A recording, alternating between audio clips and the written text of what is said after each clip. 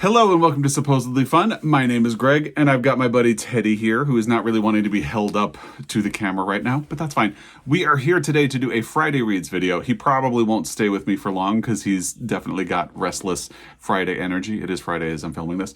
But we're going to do our Friday Reads video. We're going to talk about bookish things that happened during the week, as well as my very complicated reading life. We will talk about that complicated reading life when we get to the actual Friday Reads portion of the video in a little bit. If you would rather jump past the chatty portion to that, as always, I will provide a timestamp in the description box down below, and you can skip over there. There are really only about two things to talk about before we get to that complicated reading week that I mentioned.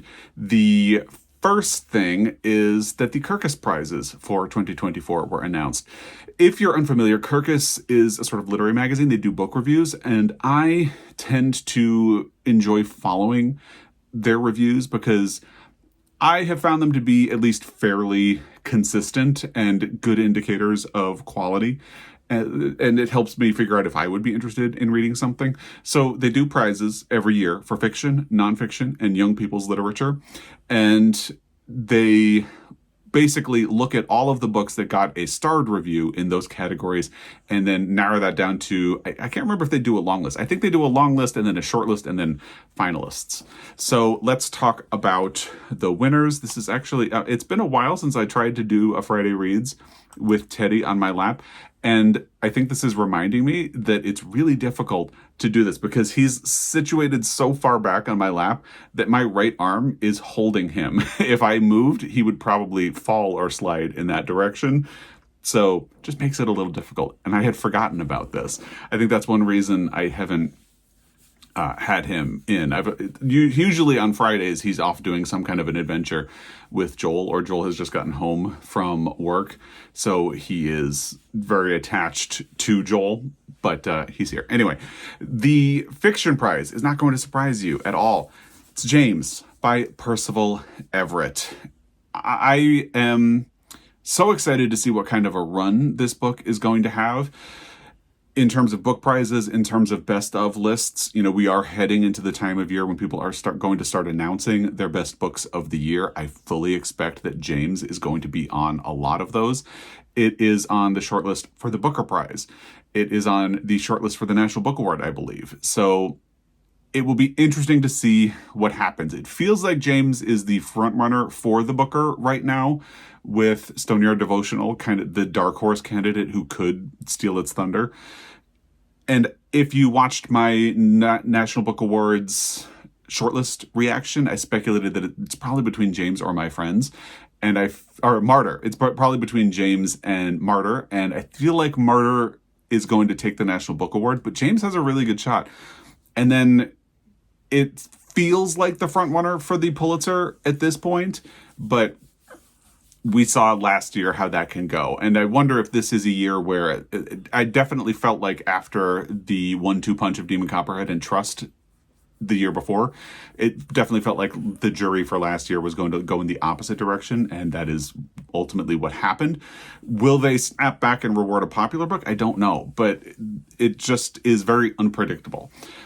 I think the most exciting thing about this is just seeing how far James can go. I love the idea of a book, like a single book, achieving multiple prizes. It's a difficult thing to do, so we'll see.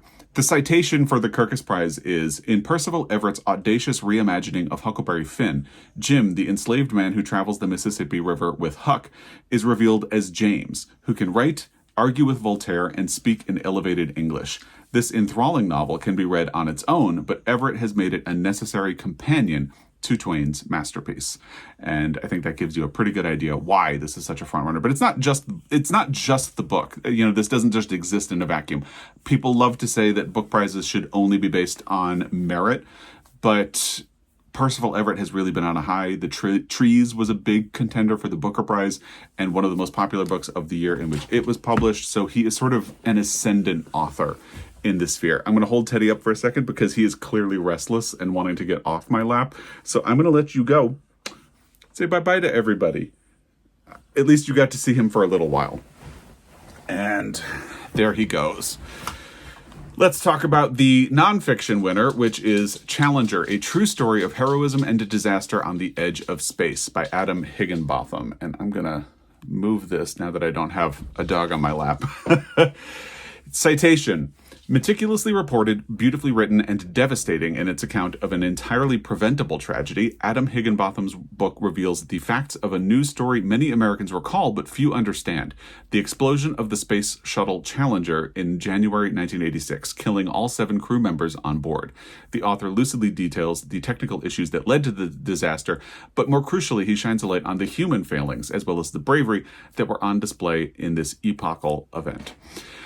I was young enough, I don't remember the Challenger explosion at all. I believe it was You're Wrong About, a podcast that I absolutely love, that did an episode about what happened with the challenge, how it happened, and it was actually fascinating. And I realized some things that I had commonly heard in pop culture and just didn't know, like jokes about O-rings and things like that. I had no idea that was referring to the Challenger disaster. So I feel like I can absolutely see why this would be a really interesting book, and a well-researched look into all of it would be absolutely fascinating. Having said that, I just tend to read fiction more than nonfiction, so I don't know that I would ever get around to reading it, especially since I did listen to that episode of podcast. I think it was You're Wrong About. I could be, what do you know? I could be wrong about that. But sounds like a fascinating book. The winner for young people's literature is Gather by Kenneth M. Cato. Humor, grace, and tenderness bring to life this beautifully realized story. Ian, a white teen growing up in rural poverty and struggling with his mother's opioid addiction, finds support and community in the friends, neighbors, and random caregivers he gathers, all symbolized by the stray dog who gives the novel its title. And knowing that the dog gives the book its title both really interests me, and the plot of the book interests me as well. But it also, the inclusion of the dog also makes me nervous, because I just get so stressed when things happen to dogs in books. So I feel like I would be on the edge of my seat wondering, this is a young people's literature book, but so is Old Yeller. So I feel like that would be a point of stress for me, but it sounds like a really interesting book. So again, Kirkus Prize seeming very consistent, and stay tuned. We'll have to see what happens with James. A note on book prizes, because the second thing that I wanted to talk about before we get to the Friday reads also has to do with book prizes. It's the National Book Awards. So here's what we're looking at in terms of dates. The Booker Prize will reveal its winner on November 12th. So we're under a month away from that. And again, James is in contention. The National Book Award will announce its winner on November 20th. And remember that date, because that's the one we're about to talk about. And the only other thing is that the Giller Prize will announce its winner on November 18th. So that week from the 12th to the 20th is going to be pretty packed for book prizes. And then the only other thing to really watch out for between now and the end of the year are those fun, like Washington Post Book World's 10 best books of the year so far, the New York Times Book Review's 100 notable books of the year, and the New York Times Book Review's 10 best books of the year. And, of course, there will be a whole lot, but those are the ones that I usually watch for most closely. So the other thing I wanted to talk about is that they announced who the host of the 75th Annual National Book Awards ceremony will be. I had been wondering why it was getting so close to the ceremony without them announcing who the host would be. And we have it. In hindsight, I should have thought of this already, because Kate McKinnon just released a book, like a children's book. It is called, let me pull up the title, The Millicent Quibb School of Etiquette for Young Ladies of Mad Science. Love that title. She's been doing like a media tour for this book and has been appearing on all kinds of like TV shows and things like that. So in hindsight, I should have seen this coming, because they usually choose a host who is a comedian and who has some connection to the book publishing world that year. Like last year when they announced Drew Barrymore as a host before she dropped out, or was it last year? I don't remember. I think it was last year. That was kind of an outlier, because I don't think she had a book. She just, had a TV show and was a media personality who could potentially get attention. So the fact that Kate McKinnon has a book and she is a funny person makes sense. So it has me even more excited to watch the ceremony, and we stay tuned for that again, November 20th. Let's jump to the Friday Reads portion of the video. As I said, this has been a very weird reading week for me. I did finish 2 books. I DNF'd a book, and we're getting very close to the election. I talked about that a lot last week, so I'll give you a little bit of a break. However, again, I will mention it is so important to vote. We got our ballots. We're going to fill them out this weekend, and we're going to send them in. Really important to do that. Other than that, I will give you a break. But just stress. There's that. There's a lot of stuff going on. So after I did the DNF, which we'll talk about in a moment, I spent like days not picking what my next book would be. And it's just, so even though I finished 2 books, it's also been a weirdly slow reading week, and I have not made a whole lot of progress on the other book that I am currently reading. So let's just jump in and talk about the books. The first one that I finished this week was The Burrow by Melanie Cheng. This is actually not out yet. It will be released on November 12th, so we're under a month away. As always, there are links to all of these books on bookshop.org in the description box down below. So if you follow this one, it's a link to pre-order The Burrow by Melanie Cheng. I think I had started this when we spoke in Friday Reads last week. And so I just basically sat down on Saturday and powered through it, in most of the book in a single day. And it was very quick. So the premise of this book is that you have a family. There's a husband, a wife, a 10-year-old daughter. 4 years in the past, they lost a baby. And they have been grieving about that. Now, this book has some things that I like about it. I will say I kind of felt emotionally distant. I don't really think it does anything particularly interesting with this idea of a family grieving. In fact, it kind of just seems like, seems like what would happen. Okay. But it's a very conceptual book as well, which kind of makes it difficult to really get a feel for any of the characters, to get attached to any of the characters, because they're kind of representing different perspectives of grief or different reactions to grief, although the reactions are very similar. I will say there are kind of metaphorical structures in the book that are meant to enhance the feeling of grief, or kind of nudge you, the reader, into acknowledging like this is a grieving family. For example, this is a book that is set during the part of the pandemic when there was lockdown. And basically, this is a pandemic novel using the pandemic to indicate the ways in which this family has isolated themselves. They've sort of pulled away from the rest of the world while they have been going through this grieving process, because the rest of the world has become sort of painful. There's a bit of judgment when you have a child, an infant especially, who dies in an accident. So it's basically a pandemic novel using the pandemic to indicate isolation and separation and loneliness, and a sort of longing to be in the rest of the world, but feeling like you can't be in the rest of the world.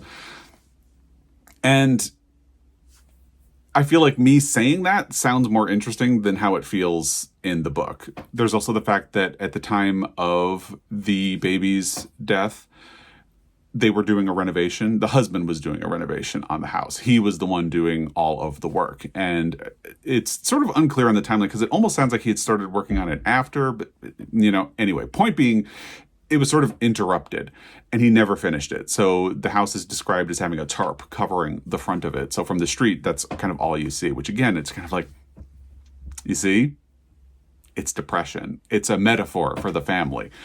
They had these plans, they were working toward them, everything was great, and then they were interrupted, and now they're just stagnating and not going anywhere. And again, it's kind of like, all right, I get it. So there's nothing bad about the book. It just feels too familiar to me. The writing is good. I just feel like it's relying on a lot of existing tropes. It's not really adding anything to the conversation. And a lot of these metaphorical things, it feels like they're doing the work, a lot of the heavy lifting, frankly, and it shouldn't necessarily be that way. However, it is an interesting book. It's a tiny little thing. Like I said, I read the majority of it in a single day. I think I can't remember where I had left off when we last spoke, but I powered through the majority of it in a single day. So the inciting incident for the book is that the 10-year-old daughter really wants to get a rabbit. And a rabbit is a very specific choice on Melanie Cheng's part. It is kind of interesting because, of course, there are kids out there who would want a rabbit. Most kids want a cat or a dog, but a cat or a dog has too much personality. Not that rabbits don't have personality, but a cat or a dog, they get involved in the family in ways that a rabbit doesn't. A rabbit is a very specific choice by Melanie Cheng because it is sort of an other, almost alien. And I think most readers, I don't know the percentage of people who have a rabbit compared to the percentage of people who have a cat and dog. I'm willing to bet there are significantly more people who have cats and dogs. So there's a sense of familiarity about recognizing when the cat or dog is not doing well, recognizing how to care for it. A rabbit is a bit more of a blank slate. So you can have this sense, it's also kind of a stand-in for a baby, because if you are a first-time parent, especially, you have those concerns like, am I doing this right? Is there something wrong? And the rabbit just sort of lends itself to that role better than a cat or a dog would, because there's so much more familiarity that these people would have and that readers would have with it. And a rabbit just, they do have personality, but they have more personality than a fish. They require more greater care than a fish would, but they're not quite on the level of a cat and dog. So it's an interesting and specific choice. They get this rabbit, and ultimately, other than it mimicking a sense of parenthood and sort of re-triggering the sense of caring for something, it's not really doing much in the book. The other inciting incident is that the wife's mother comes to stay with them. She breaks her wrist, and a doctor recommends that she should not be living alone. So she enters the bubble that this family has had during the pandemic, and it teases out the details of this accident that resulted in the death of their infant child. And slowly, you can see that there's guilt and blame and anger, repressed anger in this situation, especially including the mother or the grandmother, because she was involved somehow. And ultimately, it doesn't feel very surprising. So the sense of teasing it all out is kind of well, there's not really an emotional or payoff to, there's not really a big reveal anywhere in here. So it's an interesting structure that doesn't, and I think that's sort of systemic to the book. It's interesting, but it doesn't feel like it builds to a whole lot, at least to me. But, it's a short book. If you are someone who is working your way through grief, I can see that you might achieve some sort of catharsis. I was on a grief journey for a long time after the loss of 2 dogs. And I think I'm at a point after that where I'm past the point where I could have really gotten anything insightful out of this, if that makes sense. But I'm glad I read it, and it is a pretty cover, if nothing else. So that was the first book that I finished this week. And before I picked up another physical book, I did reach a decision about the audio I was listening to, which was Long Island Compromise by Taffy Brodesser-Akner. You may be familiar with her because she wrote the book Fleischman is in Trouble, which was adapted into the TV series on, I think, Hulu in the United States that was very popular. And I was really struggling with this book when we spoke in my last Friday Reads video, because it felt very try-hard. It is funny in parts, but it's also almost desperately trying to be funny and quirky and kind of weird. And I would say it's strange. So I looked up a good review of this book, and I think it was the New York Times book review that I looked at. And they they talk about how raucously funny the book is. And then they kind of take a step back and say, it's also really, because it's shooting out jokes very rapid fire, a lot of them don't land. But the ones that land are just really funny, and that's why we call it raucous. So a lot really depends on your reaction. Clearly, whoever reviewed it, I don't remember the name of the critic, for the New York Times book review, didn't mind. Enough of the jokes landed that they didn't feel a sense of strain. I felt a sense of strain. And the other problem is I just am fundamentally uninterested in books about white men who can't really get their life together. So, although this is a book about a complicated family story and sort of the trauma rippling over the years and decades after the inciting incident, which is that the father is kidnapped and tortured and held for ransom in the early 1980s. And then the children, two of which had been born and remember the incident, and one who was born shortly after it. It's the way the family deals, or rather does not deal with the trauma. So that's what drew me into the book. But the fact that it's really following the first section, which is about the kidnapping, I thought was really interesting and fascinating and setting up promising things for the story. And then you get into Beamer's perspective. His name is Bernard, but everybody calls him Beamer. And it's so uninteresting. It's just him taking a lot of drugs, having affairs, lots of irresponsible sex, and irresponsible because he's cheating on his wife, basically. Being bad at his job and not knowing what he wants to do, not knowing how to fix anything. And it's just, I don't like him at all. It's not that you need to like characters, but spending so much time in his perspective was dragging the entire enterprise of the book down for me. So when we spoke in my last Friday Reads, I thought I had reached a chapter break or a section break, because if you're listening to the audiobook, you reach the end of one chapter and there's another one beginning. I don't know where I got the idea. I just assumed that the next chapter or section would shift to a different perspective, like a different child. And I had forced myself to stick with this section of Beamer's just to get to the next perspective. Which, to be fair, I don't actually know that that's how the book is structured. That's just kind of how I'm assuming. Because if you're going to write a book about how the ways the different people react, it doesn't necessarily make sense to just be in Beamer's perspective.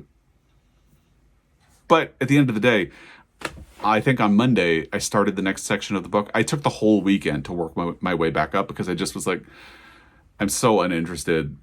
And I needed a break because I had really forced myself to get through that section of the book that centered on Beamer. Well, the next section of the book was also from Beamer's perspective. And I listened for maybe 30 minutes and said, I just don't want to do this. If I keep going, it's because I'm going to be forcing myself to get to the end. And that's just not fun for me. So I decided to DNF Long Island Compromise by Taffy Brodesser Akner. And there you go. It's the year of the DNF for me. I have decided, especially since this has been a very anxious year for me with the election, with a lot of other things going on, it's just not worth forcing yourself to try to get through a book that you're not enjoying, that is annoying you, or any of those things. And a lot of people have told me over the years that I had a resistance to Fleischman is in Trouble, but specifically because I'm just uninterested in books that are about white men who can't get their life together.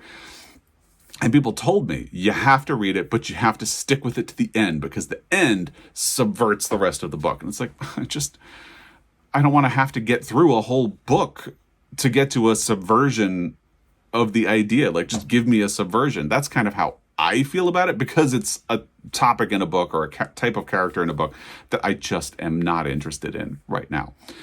It feels like so much of literature has been white men who can't get their life together, and I'm ready for different. But like, write a book about somebody else who can't get their life together. What was the book that I had finished last week? It was Catalina, a story about like an early adult illegal immigrant in the United States who can't get her life together. That's interesting to me. Someone who was set up with a lot of privilege in the first place, just messing his life up. Like, a lot of his problems are sort of self-made. That's not interesting to me. So I'm willing to bet there's something intelligent in the back portion of Long Island Compromise. I just don't feel like I want to spend the time and energy to get there. So that's me, and that's Long Island Compromise. I know there are people who have enjoyed it out there, and so I don't really want to yuck your yum, but that was my experience of it, and I am going to just let it go. So once we got to Monday, I had also started thinking, I think on Friday of last week, I started preparing my book haul revisit for the month of October, which will be linked down below if you haven't seen it. And I realized that of the 4 books that I had brought into my library in, I think, October of 2020, I had read 3 out of the 4. And the fourth one was Whatever Happened to Interracial Love, a story collection by Kathleen Collins. And I have wanted to read this book pretty steadily since I brought it into my library. I almost put it on my Shorty September pile of possibilities because it is so short. But because it's a story collection, it doesn't really fit the idea of a novella, so I didn't. But I mean, that just goes to show, I hope, or illustrate the point that I have really wanted an excuse to read this book. So you could say he gamed the system to get a 4 out of 4 on his book haul revisit for October of 2020. It's not wrong. You could also say I took an excuse to actually pick the book up because I have wanted to do that anyway, you know. However you want to define it is totally fine. At the end of the day, I picked it up and I read it. And kind of similar to The Burrow, this is a very conceptual story collection. But I do think it's more interesting than The Burrow. I do think because it's conceptual, it is a little hard to feel emotionally attached to the stories that you get here, but they are sort of fascinating. The characters, especially in the title story, which is, I think, the longest story in this collection by a large amount, and it's only like 30 pages, they frequently feel like concepts rather than relatable human beings, which is one of the breaking points I had with The Burrow. Here, it feels like that's kind of the point. So in the title story, you have two college women, or college-age women, who are roommates in the 1960s. One of them is black, one of them is white.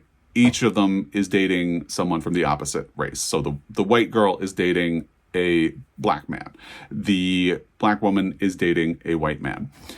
And they don't necessarily feel like real people. They feel like concepts designed to illustrate the ways in which the structure of racism in the United States is impacting their lives and their relationships. And in that sense, it works here. Like, yes, they are concepts, but I feel like the fact that there are such systemic systems that are preventing them from relaxing into like normal life, because there is no normal life, that's why I use the air quotes, it works and it's interesting. Some of these stories are very short, and there's no way you could really branch them out. Like the very first story in the collection is called Exteriors is then there's a companion story called Interiors. Exteriors is basically stage directions. Kathleen Collins was a filmmaker. So Exteriors is sort of it's as if someone is making a film about a bad situation in a couple, and it's like 2 pages long. And that's sort of the way a lot of this goes. There's sort of an interesting structure, and then it goes. There's one that's almost entirely dialogue. There's one that is a lot of letters, and they're all fascinating. I don't feel emotionally attached to it, but I do feel intellectually attached to this collection, if that makes sense. I'm glad I finally got around to reading it. And it's such a short book that it was pretty easy to fit in this week. It is 175 pages. And there are something like 12 or 13 stories in this book. Let's see, 16 stories. There are more, and it's only 175 pages. So that was the next book, and the final book that I actually managed to finish this week. So after that, I had decided to DNF Long Island Compromise, so I didn't have an audio to listen to. I had just finished Whatever Happened to Interracial Love. That's when stress and anxiety, I thought last week I was doing really well, like managing anxiety because the election's coming and all of that stuff. And there were a couple of comments like about people leaning into cinnamon bun books in October as a way of like mentally and emotionally preparing for November. And I thought it was a great idea, and I started to realize, because I had a big problem getting started on physical books, cinnamon bun is probably the direction I needed to go. I looked at a couple of things that were cinnamon bun or cinnamon bun adjacent, and ultimately settled on a library book that I had just gotten, which is The Kamigawa Food Detectives by Hisashi Kashiwai, translated by Jesse Kirkwood.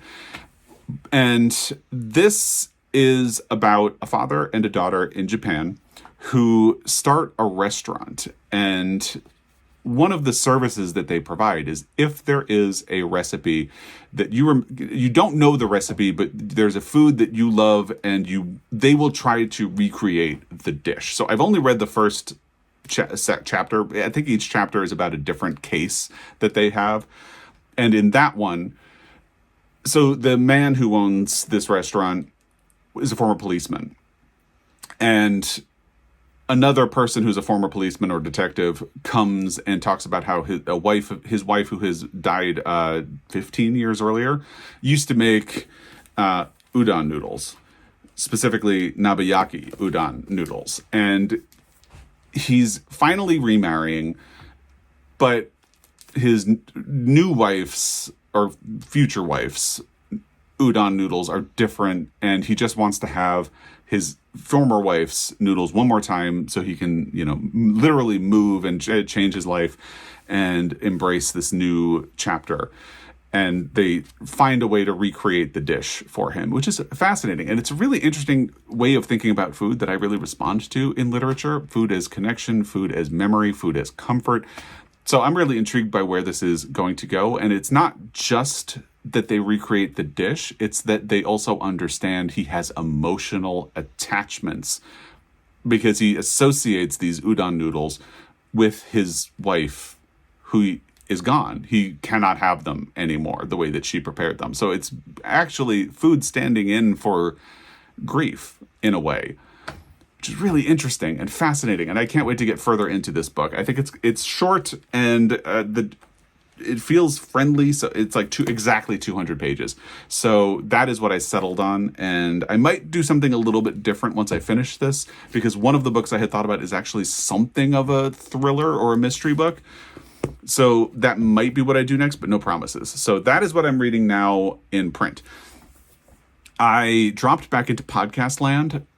I had listened to every episode of Maintenance Phase, or re-listened rather to every episode of Maintenance Phase last week and the week before. And now I started doing If Books Could Kill, which is another podcast I really love, with the same co-host, or one of the co-hosts from Maintenance Phase co-hosts If Books Could Kill. If you haven't listened to either podcast, they're really great. Maintenance Phase challenged a lot of my perceptions about health and wellness and the way human bodies work. So it's really interesting. I didn't think it was going to be a podcast for me. I'm glad I actually listened to it. If Books Could Kill examines what they call airport bestsellers and how they get a lot of things wrong and can actually be sort of toxic. It's fascinating. And that's how I could tell I was really anxious. I just retreated into sort of comfort listening, which for me was Maintenance Phase. This week it was If Books Could Kill. Finally, I thought I had picked a book, but Joel just finished The Pairing by Casey McQuiston, and he liked it a lot. I am assuming, because he basically texted me. I had picked my book, and he asked me, like, have you started that book yet? And I said, no. He said, you're doing The Pairing. Or I think you should do The Pairing. He didn't order me. So I said, oh, yeah, if you're done, I'll do it. So, because we have access to the audio. I haven't actually started it yet, but it is going to be my next audiobook. So it took me days. I think I gave up on Long Island Compromise on Monday, and I'm filming this on Friday, and I just last night picked what my next audiobook will be. We also finished Heartstopper, the season 3. So good. I love it. It's amazing that something with such heavy topics can be so cinnamon bun and sweet. And I love it. Of course, so there's because this is being filmed on Friday, there will be a new Bake Off for us tonight. Can't wait for that. And that's basically what's been going on this week. I hope you've been well. I hope you've got some good reading done, or good watching done, or good listening done. I would love to hear what you've been up to in the comment section down below. As always, I really appreciate your time, and I will be back. Until next time, happy reading.